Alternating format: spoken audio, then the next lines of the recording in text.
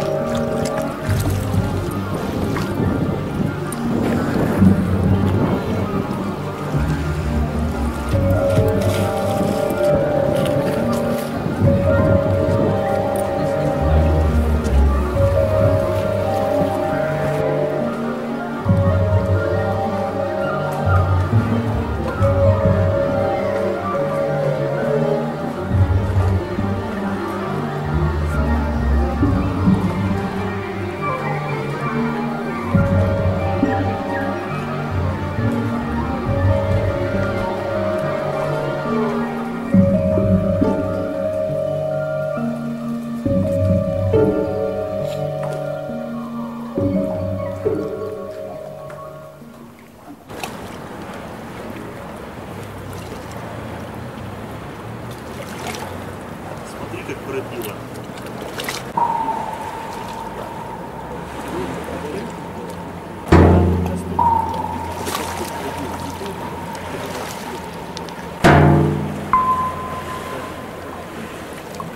И все обработано. Вопрос, как типа они же интересно обрабатывают.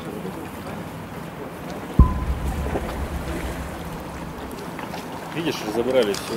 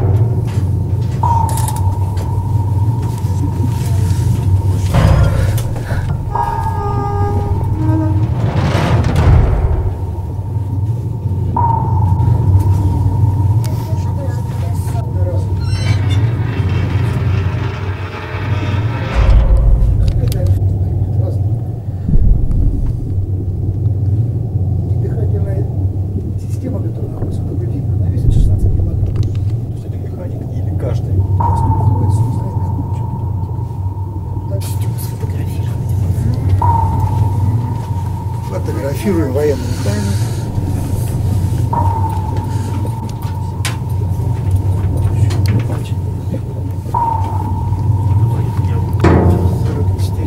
Спальные места.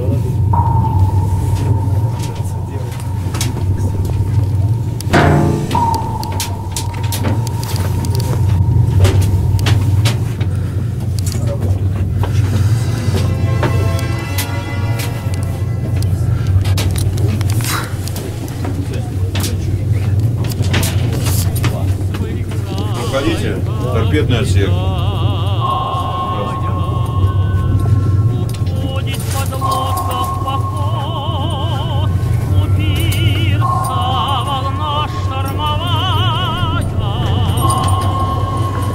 Прощальную песню поет, помним мы, моряки, берега родные, для моряка всюду близка. Торпеда, да, кстати. Фотоаппарат у Женька.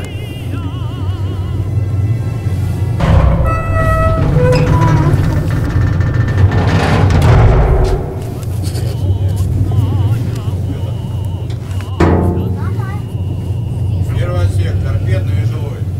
10 торпед. Загружать кормовые торпедные аппараты. Лодку дифферентовали на нос, заполняя носовые балластные цистерны. При этом кормовая часть лодки несколько приподнята.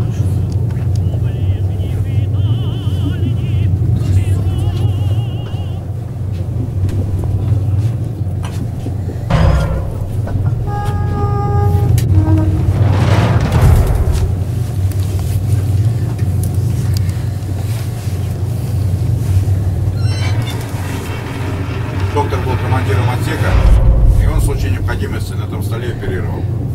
Но это случалось крайне редко. Народ подбирали очень здоровых людей.